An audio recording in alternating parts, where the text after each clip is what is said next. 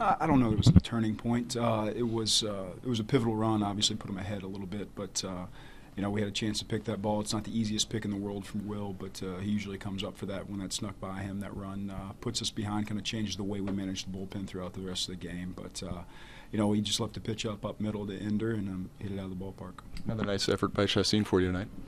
He was solid. I thought it was a battle for him compared to his last time out, where I thought he was much crisper.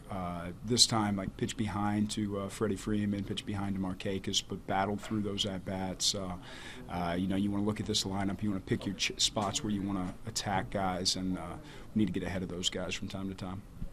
Ibar took one right in the hip. It looked like it was almost intentional. Do you know of any history that's between him and Tehran, or is that just a pitch that got away from inside, do you think, at this point? To hear Eric tell it, they're friends. They played together. Doesn't read anything to it. Knows he tried to throw a comebacker there, and it just got him. What's your vantage point of that the play at first base when the pitcher's foot may have came off the bag? We clearly see space between the bag and the foot. Like, there's really no other way to say it. There's clearly space. A freeze frame, when the ball impacts the back of the glove, you look at the foot and there's space. Like, going to need an explanation for that one, to be honest. It's hard to look at.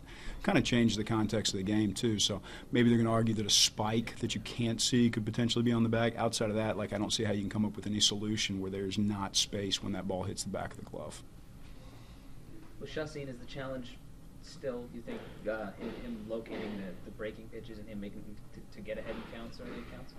Yeah, I think that's a big part of it. Locating the sinker, too. There's plenty of guys today that if his sinker was effective where he wanted it to be, he could have been ahead in the count. I think he battled all day, which was great to see.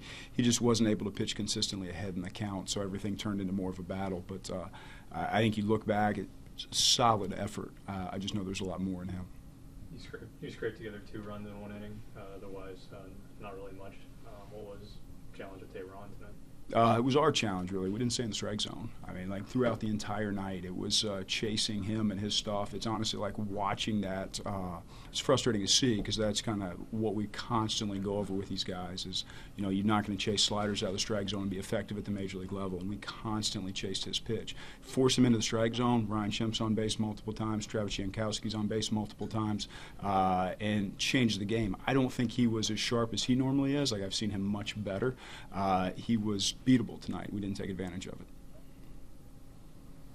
And do you think early in the season, especially with a lot of the ground ball pitchers, double plays have been a really big part of getting out of innings and lowering some stress and some pitching counts?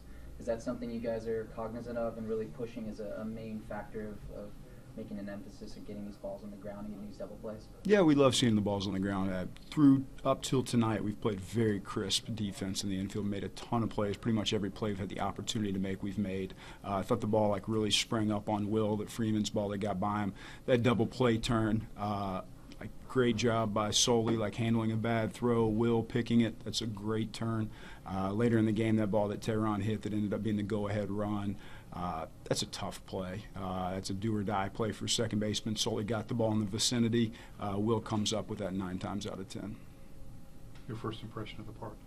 It was great. Great energy. Obviously, it was palpable all night long. Fans were into the game, rightfully so. It was a good baseball game, and it's really special when you get to open up a ballpark, especially one with the history of the Braves organization.